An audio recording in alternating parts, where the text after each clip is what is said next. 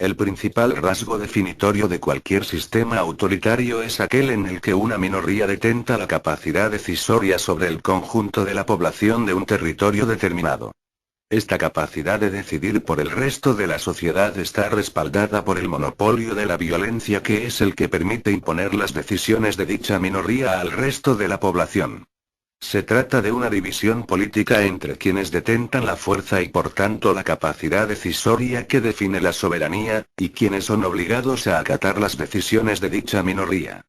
Tal y como lo sintetizó Pierre Clastres. La mayor división de la sociedad, la que fundamenta todas las demás, incluida sin duda la división del trabajo, es la nueva disposición vertical entre la base y la cúspide, es la gran ruptura política entre detentadores de la fuerza, sea esta guerrera o religiosa, y sometidos a esa fuerza.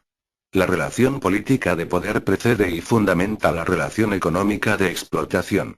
Antes de que sea económica, la alienación es política, el poder es anterior al trabajo, lo económico es una derivación de lo político, el surgimiento del Estado determina la aparición de las clases. 1. Naturalmente, quien ostenta el privilegio de poder decidir en el lugar de los demás y de imponer esas mismas decisiones al resto de la sociedad lo ejerce en su propio provecho. El poder no es desinteresado sino profundamente egoísta y por esta razón no renuncia a sus intereses.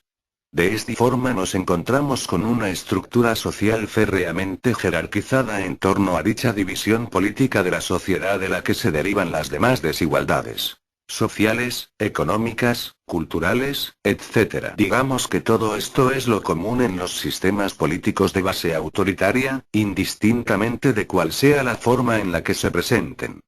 Esto es lo que ocurre con el parlamentarismo, donde una minoría, agrupada en torno al parlamento, concentra y monopoliza la capacidad decisoria sobre la población de un territorio determinado, y por tanto dispone del monopolio legislativo con el que imponer normas y leyes, con las que determinar pautas de conducta, con las que regular al conjunto de la sociedad. Los regímenes de carácter autoritario, en los que siempre es una minoría la que toma las decisiones cruciales, consideran que la sociedad es por sí misma incapaz de tomar sus propias decisiones, de tal manera que la relegan a un estado de permanente tutela e infantilización en el que una élite dirigente se ocupa de gestionar y regular todos sus asuntos.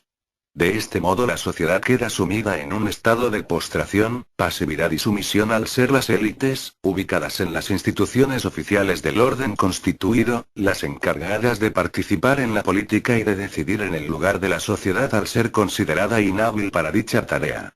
A esto se suma una más o menos manifiesta desconfianza hacia la sociedad al impedirle su activa participación en política, de tal manera que la élite dirigente no duda en erigirse en su intermediaria.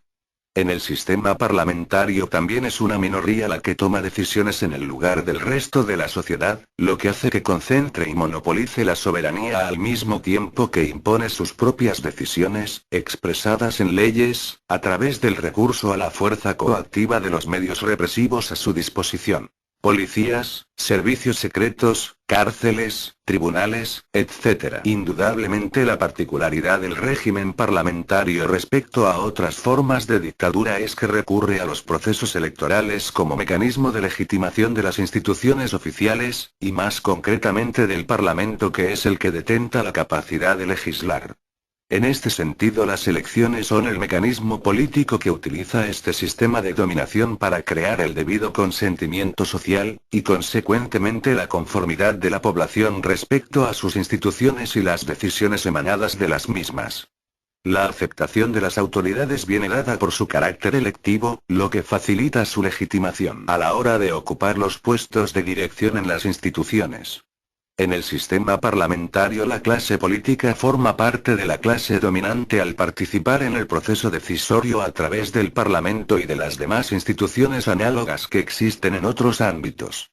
La clase política se erige, por medio de los procesos electorales, en representante de la sociedad y por ello se encarga de tomar las decisiones políticas en su lugar.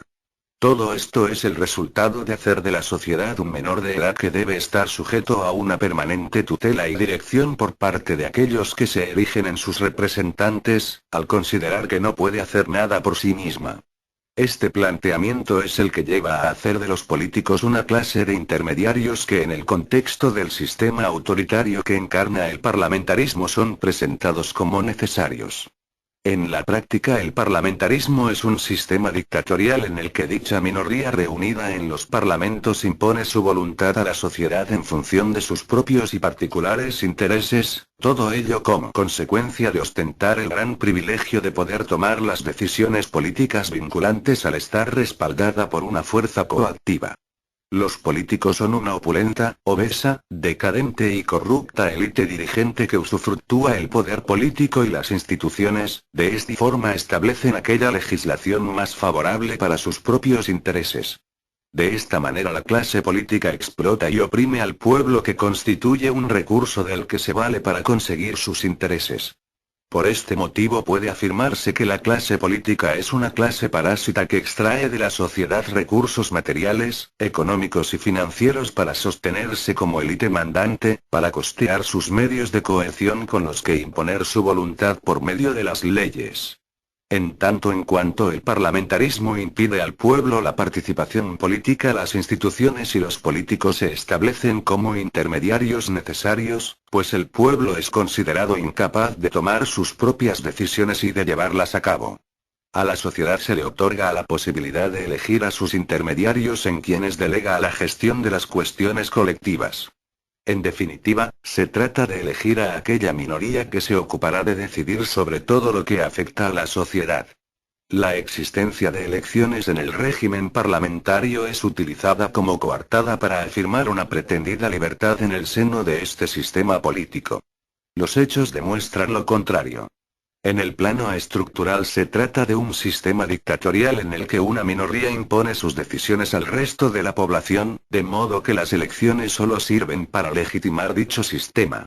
En segundo lugar, nos encontramos con que el sistema parlamentario se dota de unas poderosas fuerzas represivas que supervisan los procesos electorales, y que son, en definitiva, el último resorte del poder establecido para imponer su voluntad sobre la sociedad. Esto demuestra que dicho sistema no es libre.